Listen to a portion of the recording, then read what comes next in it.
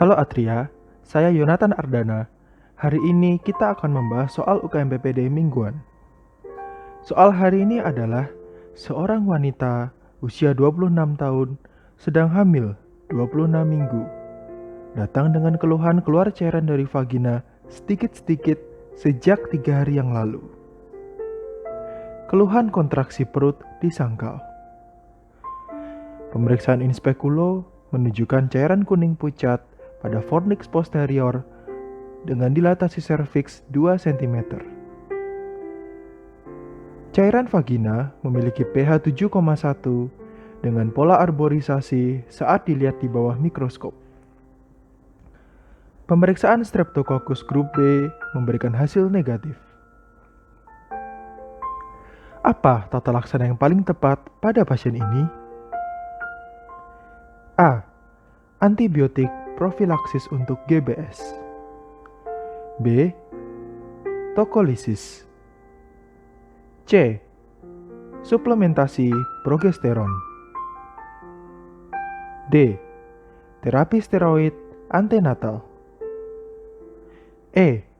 Seksio cesaria. Saya akan memberikan waktu kepada teman-teman beberapa detik untuk memilih jawaban mana yang paling tepat.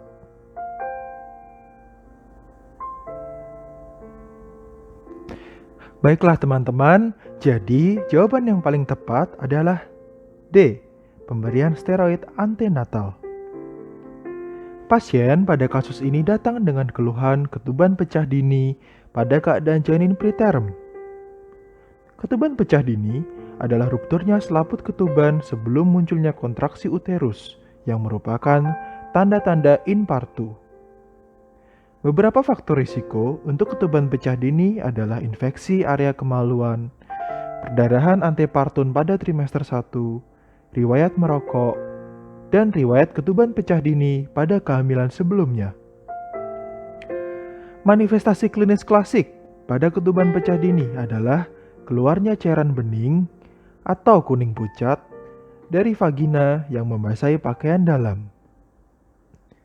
Terkadang, cairan hanya keluar dalam jumlah sedikit dan hilang timbul. Pemeriksaan inspekulo sangat penting untuk seluruh pasien dengan keluhan discharge dari vagina. Sedangkan pemeriksaan VT atau vaginal touche harus dihindari karena dapat mempercepat fase laten dan dapat meningkatkan risiko infeksi intrauteri. Salah satu ciri khas pada ketuban pecah dini adalah akumulasi cairan pada fornix posterior.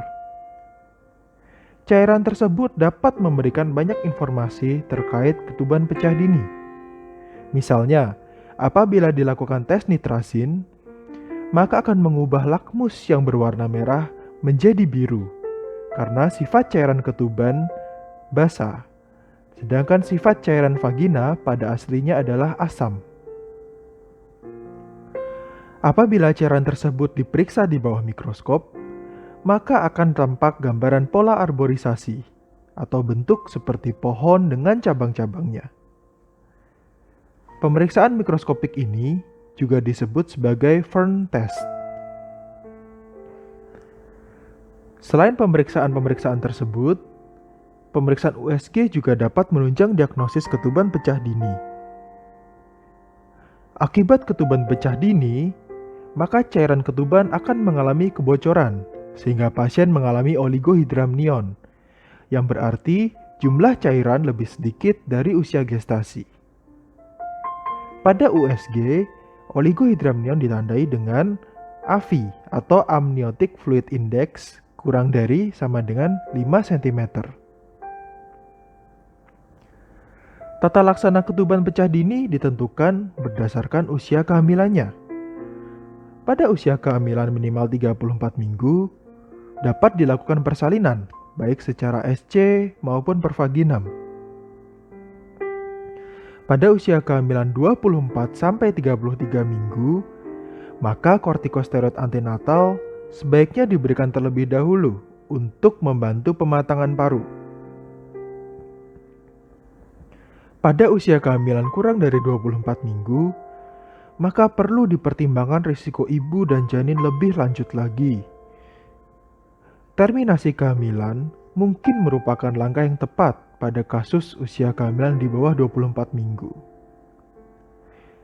Nah, pada pasien ini memiliki usia kehamilan 26 minggu, sehingga jawaban yang paling tepat adalah D, pemberian steroid antenatal. Mari kita lihat pilihan jawaban yang lain. Pilihan A, profilaksis terhadap GBS atau grup B Streptococcus hanya diindikasikan pada wanita yang positif GBS. Sedangkan pada kasus ini tidak diperlukan profilaksis karena status GBS maternal negatif. Pilihan B, prinsip tokolisis pada kasus ketuban pecah dini adalah menunda persalinan selama 48 jam untuk memberi waktu pematangan paru janin. Tokolisis biasanya diberikan jika terdapat kontraksi uterus pada pasien, yang mana pada kasus ini tidak didapatkan, sehingga tokolisis tidak diperlukan pada kasus ini. Pilihan C, progesteron biasanya diberikan pada kasus pasien yang sering mengalami keguguran. Namun pada kasus ini, persalinan tidak boleh ditunda karena meningkatnya risiko korioamnionitis. Penelitian juga tidak menunjukkan adanya efek yang bermakna pada pemberian progesteron pada kasus ketuban pecah dini. Pilihan E, persalinan diindikasikan pada ketuban pecah dini bila usia kehamilan minimal 34 minggu atau apabila ada indikasi lain seperti infeksi intrauteri, solusio plasenta, maupun kondisi gawat janin. Pada kasus ini, tidak tampak adanya indikasi untuk dilakukan seksio sesaria. Nah, sebagai rangkumannya, ketuban pecah dini adalah keadaan keluarnya cairan ketuban sebelum terdapat tanda-tanda infartu. Pemeriksaan yang dapat dilakukan untuk menunjang diagnosis ini antara lain dengan pemeriksaan in speculo, pemeriksaan nitrazin, Fern test, dan USG. Untuk tata laksana pada kasus ini, yaitu pada usia kehamilan di antara 24-33 minggu, maka harus diberikan steroid antenatal untuk menunjang pematangan paru janin. Terima kasih telah bergabung di AtriaCast hari ini. Kami tunggu teman-teman di AtriaCast minggu depan.